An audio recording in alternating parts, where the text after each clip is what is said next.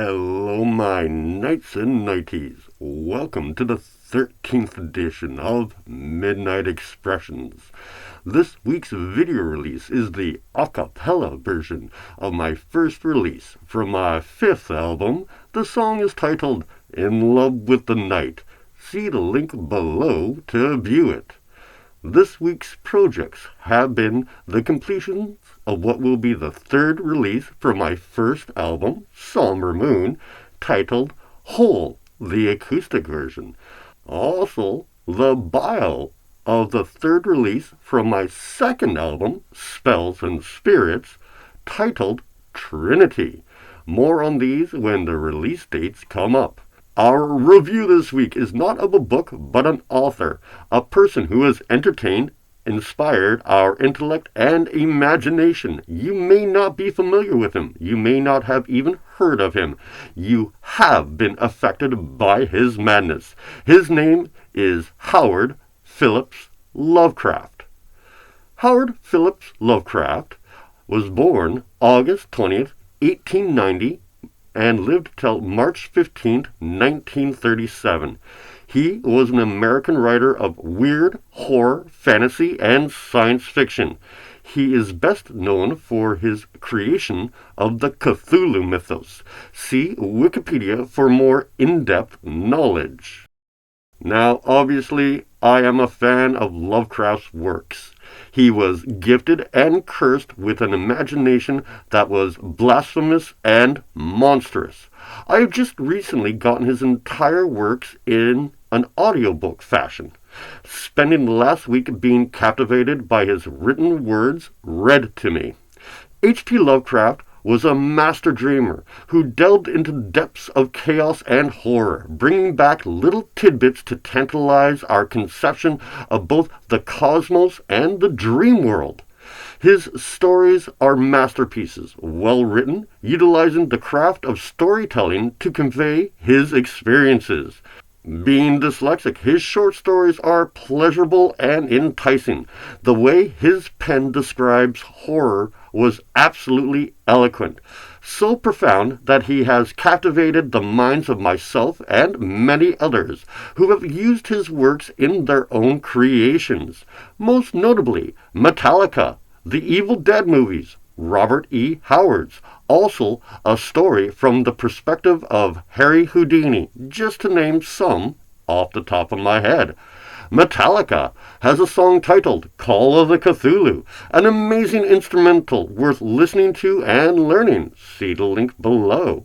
The entire Evil Dead series, directed by Samuel M. Remy and starring Bruce Campbell. His main trope is the Necronomicon, with gory, blood-splattering images, with creatures from the afterlife coming back to wreak havoc on the world, only to be stopped by an unlikely hero, combining both Lovecraft and Howard's works in an entertaining series. See the Evil Dead Wikipedia, link below. Robert E. Howard and his series Conan the Barbarian. A fun fact that H.P. Lovecraft and Robert Howard's were both pen pals. H.P. Lovecraft and Howard's influenced each other and gave nods to the other's works in their stories. The main difference is in Howard's works, his heroes fought impossible monsters, where in Lovecraft works, most of his protagonists went mad after facing the horrors of the world and the universe. Although the two never met in person, they were very close friends. Lovecraft wrote a moving epitaph after Howard's death. See the link below to learn more about Robert Howard's on Wikipedia. Lovecraft and Houdini did know of each other. They were encouraged to collaborate by Weird Tales, a pulp fiction magazine from the 1920s that featured articles from both. Lovecraft relates an experience from Houdini's perspective. Yes, they did meet, and after that meeting, Lovecraft got permission to write the story Underneath the Pyramids, a story that Houdini approved. Out of all of his works, this story I find the most interesting, mainly because it is penned by Lovecraft. However, it is Houdini's words. one that tells of Houdini's real and dream experience in Egypt.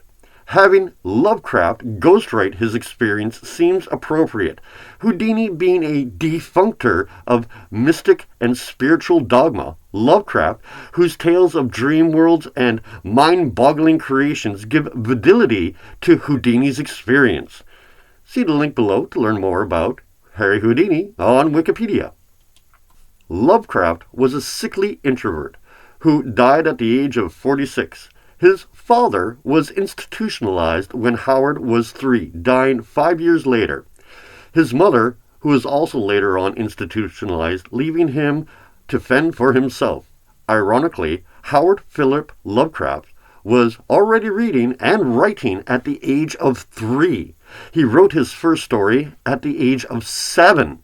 Although he was not publicly well known, he became a figurehead of a group of writers known as the ʻlʌvkræft Circle, containing members of well-known writers from that time period who helped him become less closed in. He was poor most of his life, barely making ends meet by ghostwriting for others. He became more renowned after his death, mainly because of the many writers he assisted and inspired.